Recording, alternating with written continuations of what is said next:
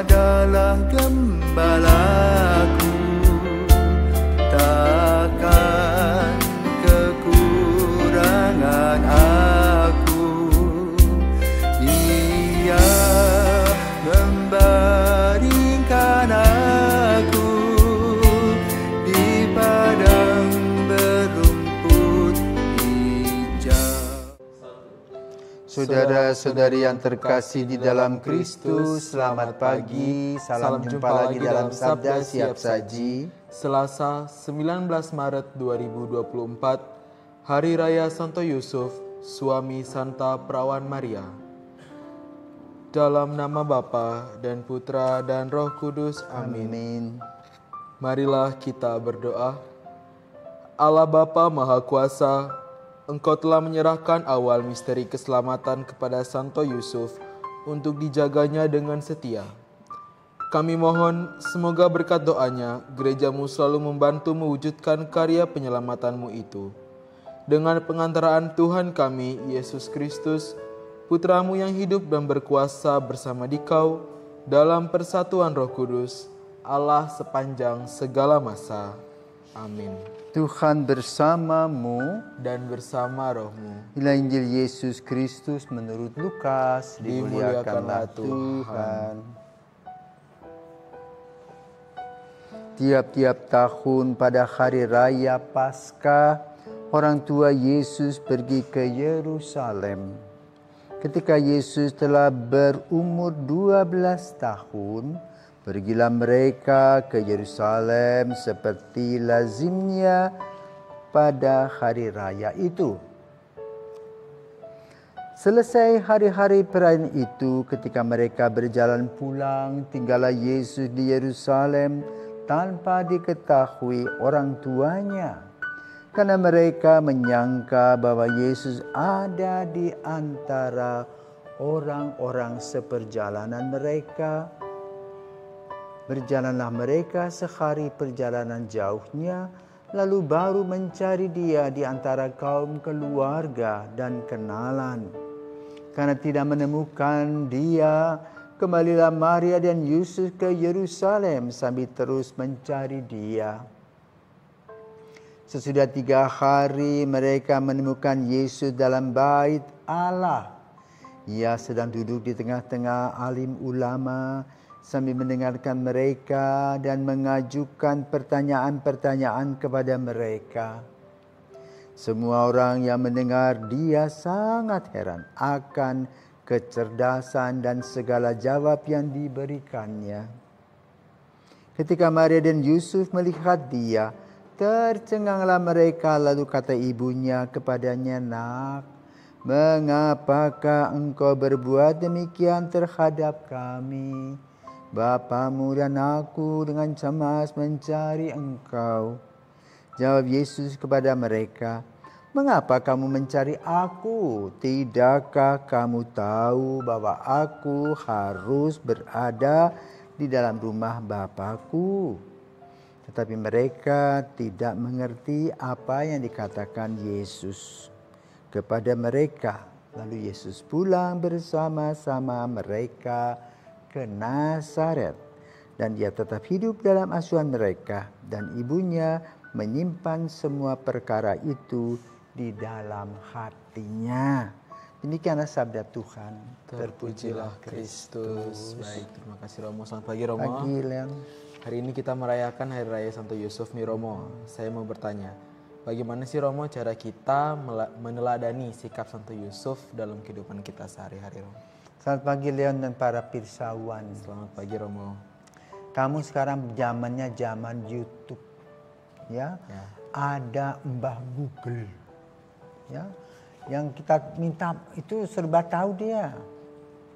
Maka lalu kalau kita ingin kenal orang, paling kurang informasi yang tepat, itulah yang harus kita pelajari dan baca.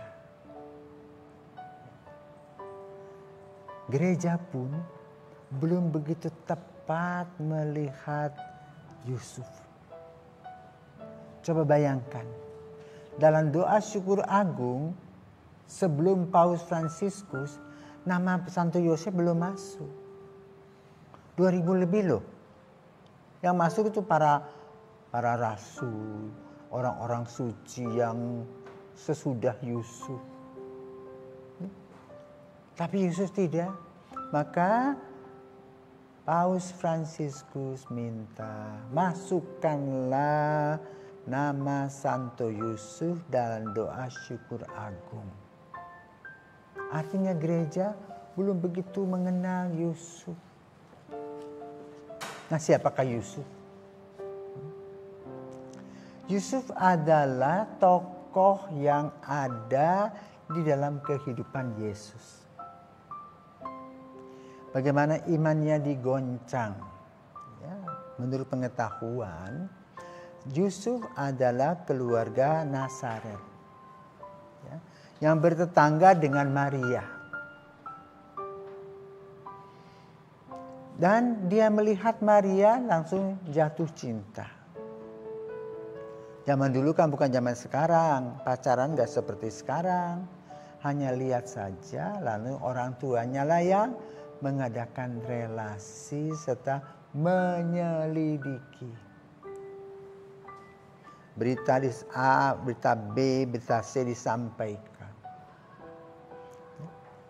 Orang zaman dulu itu lebih taat daripada zaman kita.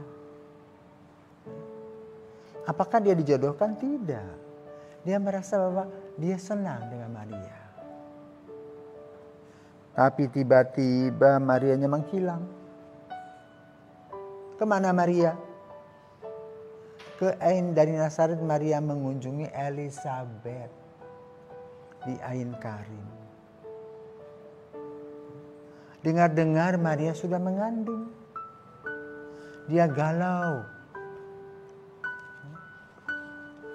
Dan tentu saja Maria yang mengandung itu dari hari ke hari semakin besar kandungannya.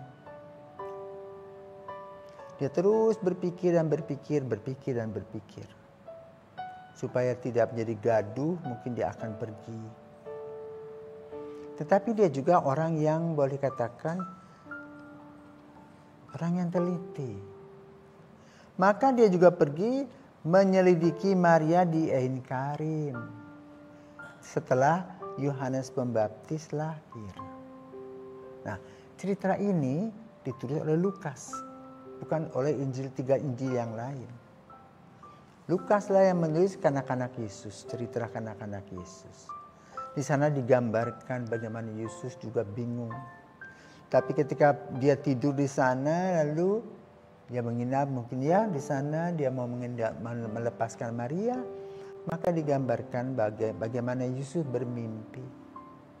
Dan dia melihat semua hal-hal yang berkaitan dengan Yesus.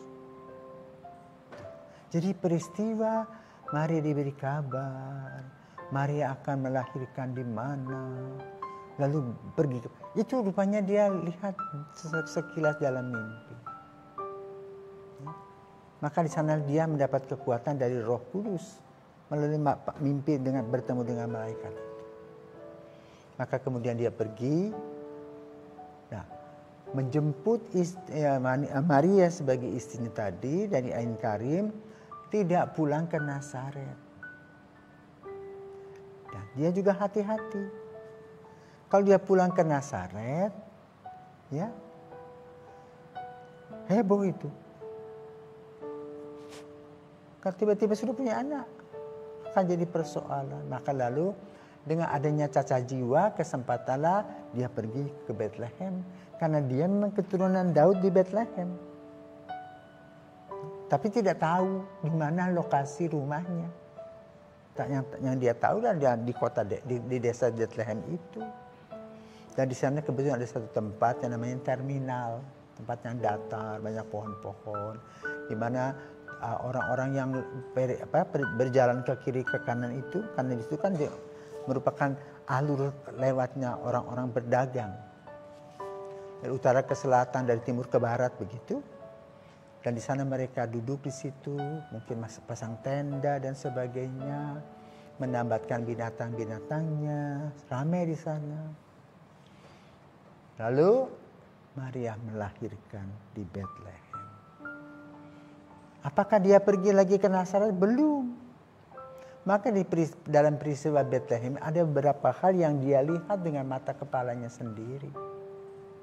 Pertama, ya, ketika dia lahir, para gembala datang dengan sukacita. Kenapa? Gembala-gembala itu adalah kelompok orang yang menantikan kelahiran Sang Juru Selamat. Dan mereka merasa itulah anak itu. Yang kedua, mereka juga mendengar berita dari malaikat di padang Efrata itu. Keyakinan akan siap anak itu. Yang ketiga, datanglah 3 orang dari Majus. Itu Balkeptasar, Gaspar, Melkior. Ya, 3 orang. Sesudah itu kira-kira 2-3 tahun tinggal di situ. Mungkin dia sudah membeli lahan kecil, tidak tahu kita. Tiba-tiba mendengar berita tentang bayi-bayi yang dibunuh. Maka dia lari ke Mesir. Nah, itu juga didengarnya dari mimpi. Bahwa dia ke Mesir. Di sana Maria dan Yusuf tinggal, maka ada kenang-kenangannya namanya hanging chapel atau kapel gantung. Kayu seperti ini, seperti kita punya. Beberapa saat setelah dengar Herodes mati, ganti dengan raja yang baru, anaknya Herodes, lalu dia kembali tidak ke Bethlehem lagi, ke Nazaret, jadilah dia tukang kayu. Nah, ketika Yesus mulai berkarya, nama Yesus tidak pernah disebut. Apakah dia sudah meninggal? Rupanya sudah meninggal. Maka dalam peristiwa jalan salib, Yesus tidak ada. Itulah kira-kira cerita tokoh ini yang tidak banyak bicara, tapi punya hati yang amat sangat luar biasa. Karena itu dikatakan dalam lagu ya, pelindung gereja semesta. Terpujilah engkau di antara para pria. Kenapa? Dia mendapat sebutan anak asuh, bapak asuh dari Yesus. Seorang yang setia, seorang yang tulus. Kita belajar dari orang ini. Tidak pernah menuntut apapun karena dia yakin dari doanya itu. Ya, maka jangan lupa Bapak Ibu, doa adalah kunci kekuatan dalam kehidupan. Ketika kita mengalami kesulitan, jangan ambil keputusan. Duduk berdoa, bertanya kepada Roh Kudus agar Roh Kudus menerangi hati kita seperti apa yang dialami oleh Yusuf. Ini cerita sekilas berdasarkan kitab suci. Nah, sekarang kita melihat lagi ya. Di abad ke-18. Masih sampai sekarang ada kapel namanya Kapel Santa Fe di Amerika. Itu biara dari Suster Loreto yang membangun kapel, tapi lupa membuat tangga. Jadi buat lantai 2 untuk kapel itu, untuk choir itu, tetapi lalu dia lupa tangga. Lalu salah satu suster katakan, ya muder, kita doa yuk kepada Santo Yosef. Karena itu kan tukang dasarnya. Selesai mereka novena dengan seorang bapak yang sudah berumur. Membicarakan tentang pembangunan. Apa yang bisa dibantu begitu. Kebetulan mudanya katakan, kebetulan Bapak bisa membangun, kita membarukan tangga. Terus dia katakan apa? Oke, bisa bantu, tapi dengan syarat. Yang lain tetap aktivitasnya biasa. Kan itu biara toh. Doa ya doa, yang di kebun ya di kebun, yang di kandang babi ya di kandang babi, di kandang sapi. Yang di bagian perpustakaan, bagian bikin hosti, bikin apa sendiri. Hanya saya minta pemimpinmu membantu saya. Pembangunan berjalan sekitar 2 bulanan. Jadi mudah angkut kayu. Mereka juga gak pernah pikir kayu-kayu itu sudah ada di bawah sama dia. Akhirnya setelah 2 bulan mudanya sakit, kelelahan. Bayangkan dia mesti buat ya tangga. Nanti coba lihat di mbah Google itu. Ya, gereja Santa Fe. Ya, bagaimana? Dia melingkar tangganya itu. Selesai, mudanya mau bayar. Sampai hari ini tidak pernah ada orang itu.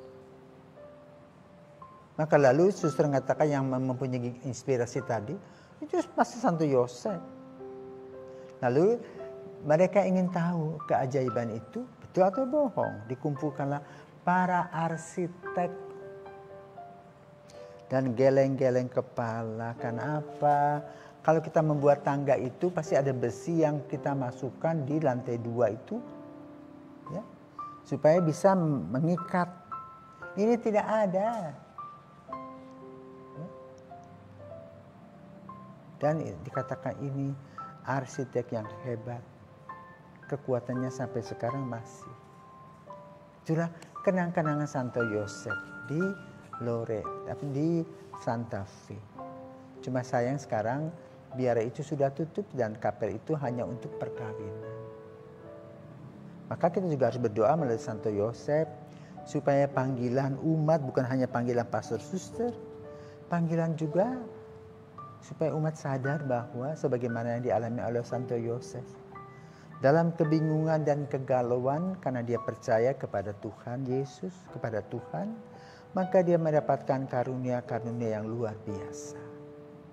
Maka pada pagi hari ini kita juga mohon kepada Santo Yosef agar Santo Yosef mendoakan kita yang masih porak-poranda, banyak kesulitan-kesulitan, banyak masalah-masalah yang belum kita selesaikan, banyak ketidakberesan dalam gereja juga. Semoga Santo Yosef membantu menyadarkan kami semua agar kami melihat bahwa pelayanan utama adalah pelayanan untuk Yesus, bukan untuk pelayanan diri kita sendiri. Santo Yosef, doakanlah kami. Amin.